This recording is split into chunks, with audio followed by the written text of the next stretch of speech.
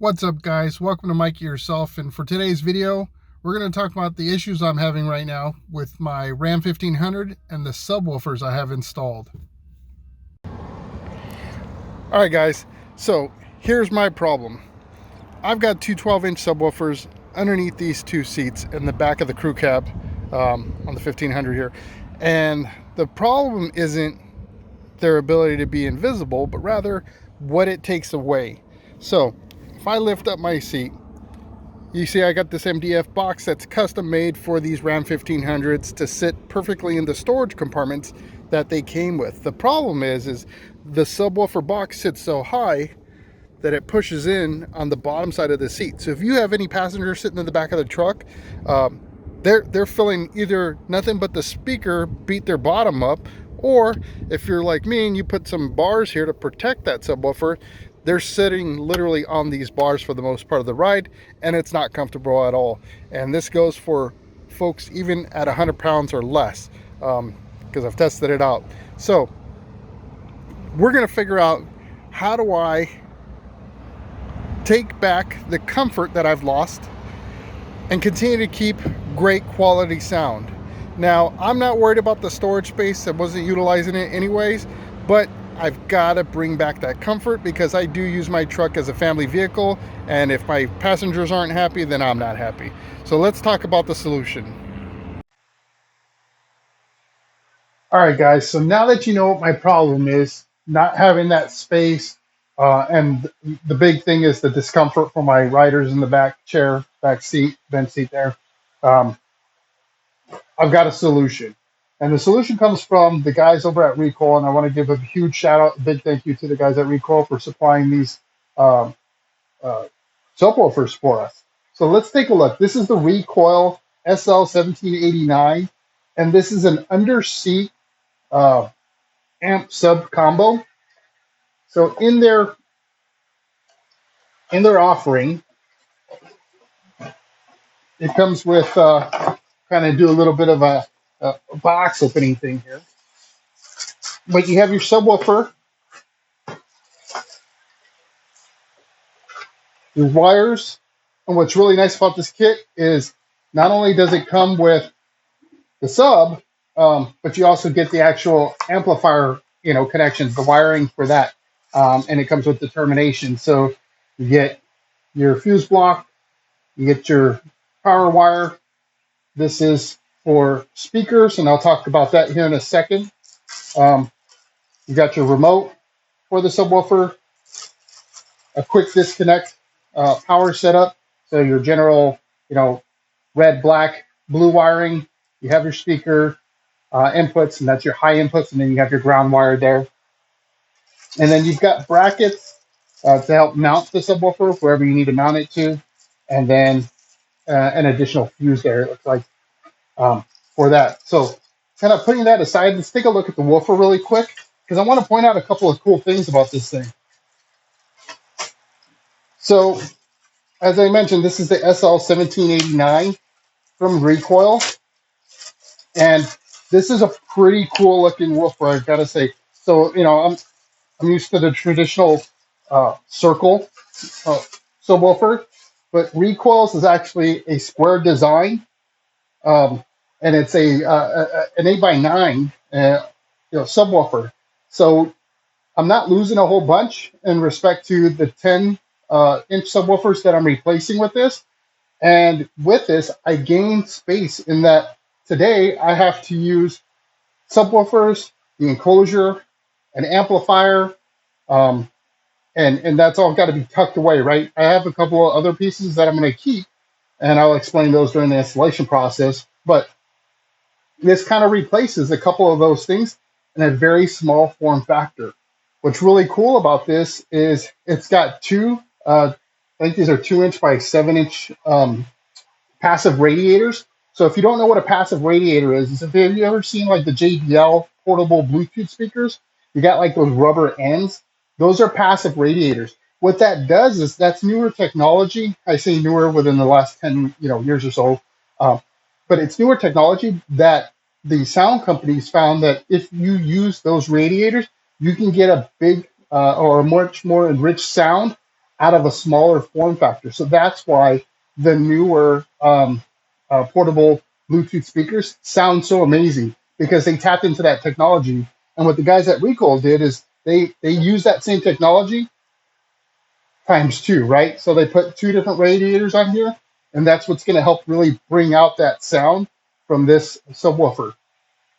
In addition to that, again, because this is an under the seat setup, and they're all kind of like this for the most part, um, this has got your built-in amplifier. Now, this amp is a peak of, or I should say, this unit is a peak of 50 or 550 watts, but with an operating RMS of 250 watts. So, for those of you who are stereo guys and all that, you know exactly what I'm saying.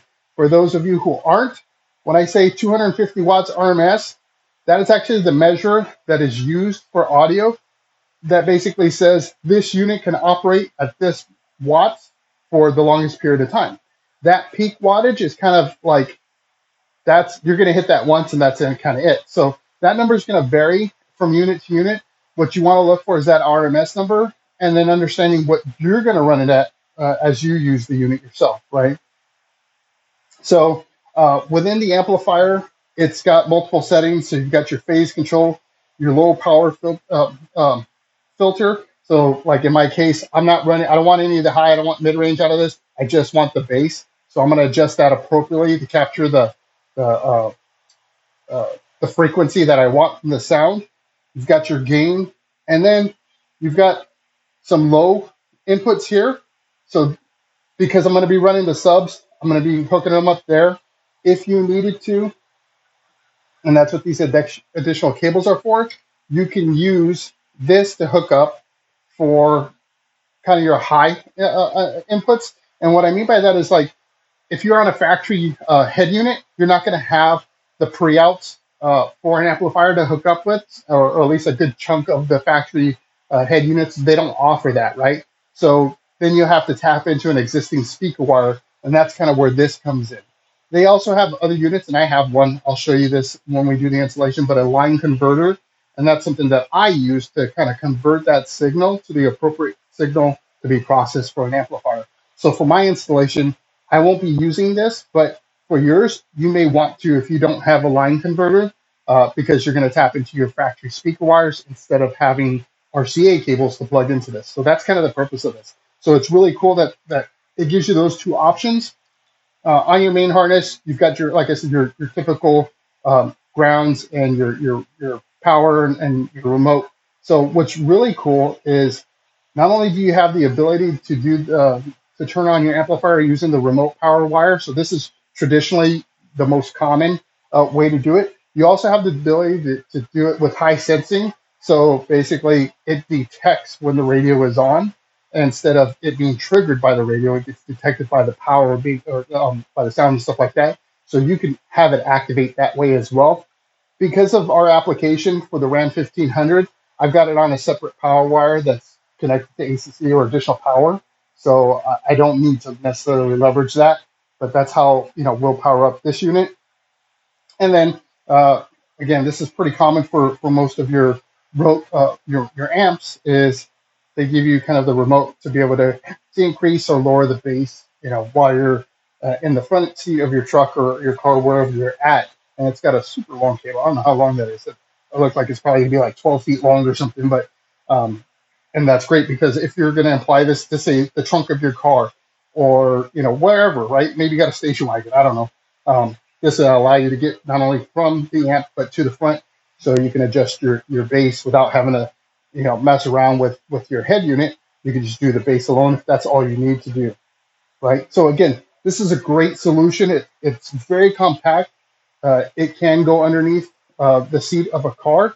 For our application, we're not going to do that, and we'll walk through that, as we go into placing this.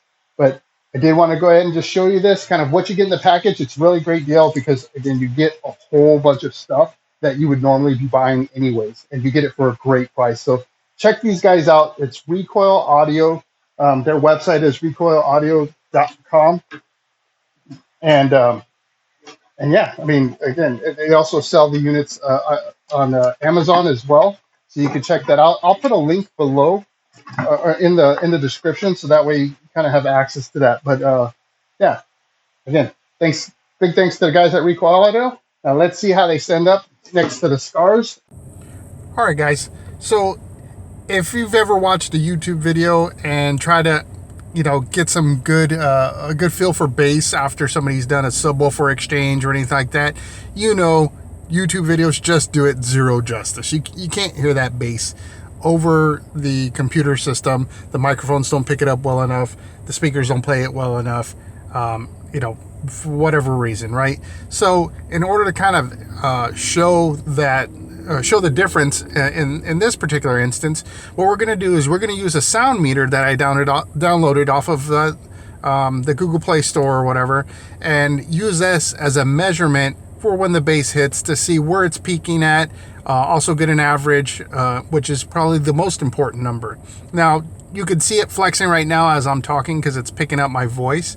We're going to jump to some YouTube copyright-free music with a good bass line on it, and we're going to reset it and let it run for about a second or two so we can get some good numbers here, and then we'll compare that to the Recoil subwoofers after we've done the installation.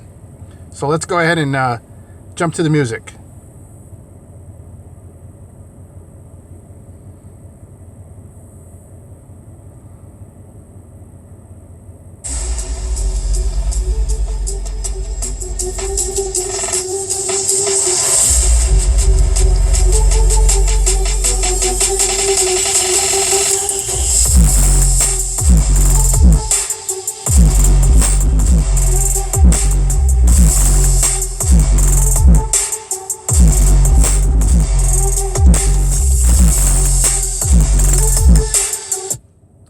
Okay, so you just saw, we did a couple of seconds here, and the bass was hitting really good. This is two 10-inch subwoofers, right? So there's an expectation that you're going to get a good punch.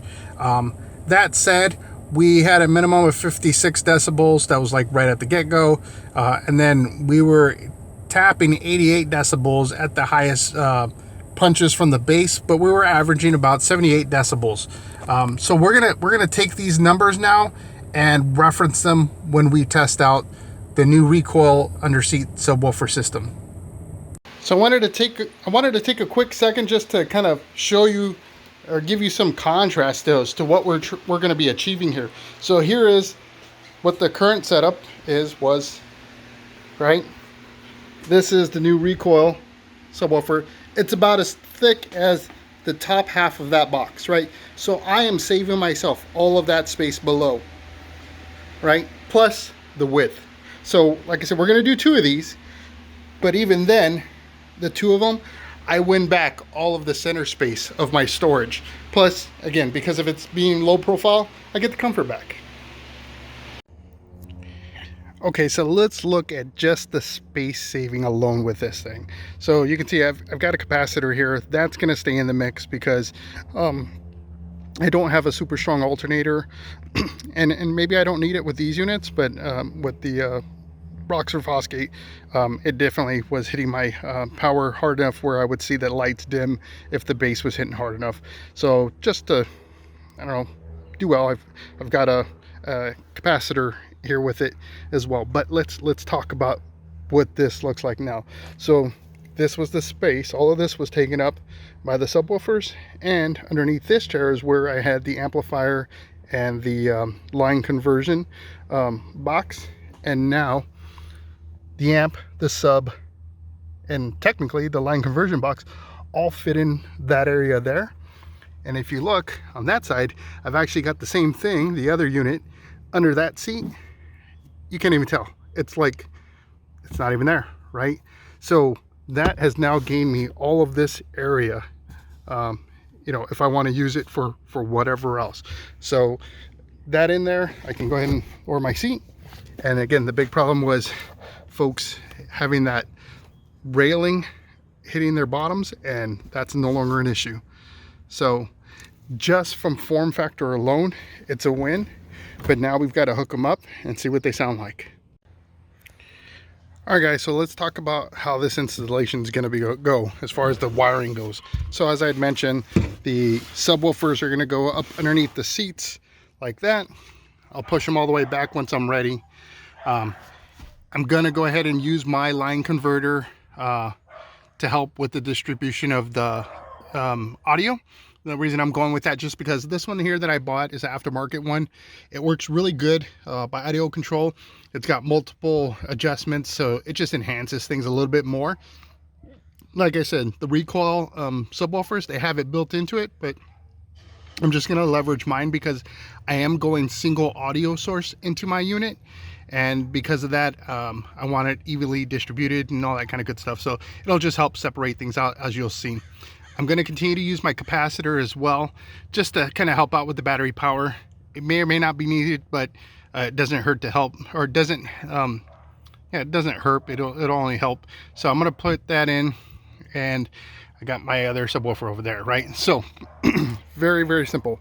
Power is going to go between these two to the capacitor. Ground is going to go to grounding points back here, part of the frame, and I'll show you that. I'm going to have sound going from my stock speaker into the line converter, and then the line converter is going to feed the sound to each of the subwoofers. Now, I'm going to show you how I'm going to hook this up, because I am running two of these, and I want to maintain a single sound source and a single remote control. So once I get to that point, I'll kind of show you what I did for that. And then as far as the remote wires, the remote actually comes through the line converter. So I've got a remote line from the truck that's going to go to the line converter, and the line converter is going to then split out to the two subwoofers. And that pretty much covers it all. So we'll go ahead and get that stuff kind of wired up, and then I'll bring it back so we can just kind of cover the spots again. All right, guys, so before I zip tie things up to clean it all up, I wanted to show you or walk you through kind of the installation of the wiring and what I did, where I went, all that kind of stuff. So the ground wires from this unit here, there were two ground wires off of this plug, so I've mounted them here. And one of the things you want to make sure is you got a good ground. So I used a multimeter just to check the resistance here, and I saw that there was a variance in the resistance. It was kind of high, so you want it as close to zero, just straight up zero as possible. So because there was some painted surface here, not only here but also on the actual stud itself, and the nut had a coating on it, so I just took a brass spinning wheel on a drill, cleaned that up so that way I had a good contact, and that way I get a good ground there.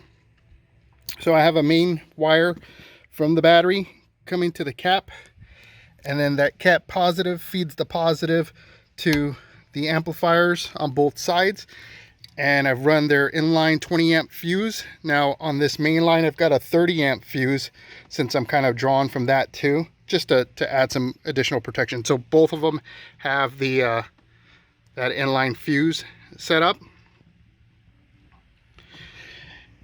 My remote wires are all coupled here. Now I don't have a termination to do, you know, what I'm looking for here, so I'm just using a wire nut for now until I can order some. But that'll be fine. That's just my remote wire, so no real, you know, concerns there. For my line control unit, I've got my ground going to the same ground as the capacitor, power going to the capacitor, and then the remote wire going to the remote wire, or my power source here on the truck through the factory deck. So the other part that I mentioned that I said was a little bit tricky is I split, because I'm using one channel here for bass. So you see on this output, it's got just a specific bass output, because I'm not doing any highs out of these speakers. I just strictly subwoofer. So I run this output here, and I've split it. So what I did is I took some RCA Y connectors and used the left channel to power up these two channels here, and then the right channel to do those channels over there. Now, you know, we're gonna have to test it out. It should work in theory. It's just like splitting anything else. Now, in addition to doing that, what I am gonna do, because I have two units and I don't want to use two remote controls, I'm gonna use a 2.5 millimeter splitter as well for the remote. So I've got my my remote wire here. I've got to pull this through, but essentially it's very straightforward. You plug in, and this is a male to female, so the plug on the remote is actually male. So I'm going into a female end of the 2.5 millimeter audio wire, and then it comes out to two males. So one will go to the right side, one will go to the left side, and that'll allow me to control the bass for both of these remotely at the same time, only using one remote. Again, we're gonna have to test it out just to see how it all works, but what's gonna be key is making sure that my gain and my LPF settings are the exact same, because if I don't, then I'm gonna get variance in it and it may or may not sound right. So those are just kind of simpler things to work with. You just got to tune them as part of your normal audio tuning. So I'm going to go ahead and clean up this wiring, and then we'll get this powered up so we can hear what it sounds like, and then we'll do the decibel test. All right, guys, so we've got the new subs, the recoils in, and we're going to do a sound test here. So same thing, we're going to play the exact same song and measure the decibels and see if they equate to what we just saw a little while ago with the 10-inch subwoofers. So let's try it out.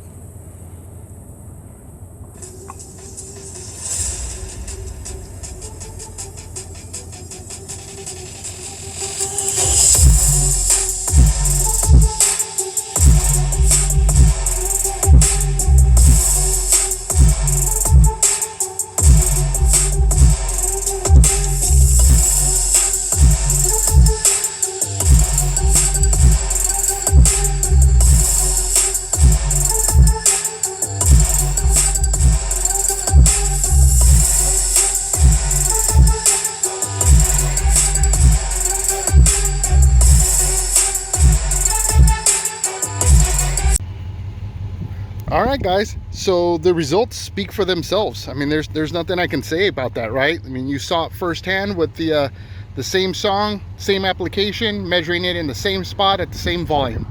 So these absolutely do exactly what I was hoping they would. And I've got to say huge thanks to the guys at Recoil Audio. That's recoilaudio.com, hooking me up, getting me right. And I mean, look at the space that I saved. Like, I literally got all my storage back. I've got a little bit of cable management that I still need to do, but I've got to get some wire loom where it wraps around so I don't have to disconnect things. It'd just be a lot easier because of how many different wires I got in different directions. But I mean, you see, like, I keep a first aid kit in my truck, and now I'm able to just kind of let that store here instead of rolling around in the back here. But yeah, and again, like, I mean, these store so well, man. Like, these are awesome. So I absolutely recommend these subs. This is the SL1789. So it's an 8x9 inch squared subwoofer with the dual radiators. They come through, man. They come through. So definitely check them out. I'll put their links below, but you saw it firsthand. Again, you know, the numbers don't lie. So, you know, you got to make your own assessment for you. But for me, as a Ram 1500 owner and regaining my comfort back, this was a different win. I hope you liked this video. If you did, hit that thumbs up. If you enjoyed my content, subscribe. If you don't want to miss out on that next one, hit the notification bell. And if you don't want to get the notification ding ding, then don't hit the bell, but you got to become a subscriber. So until the next one, I hope to see you in the wind.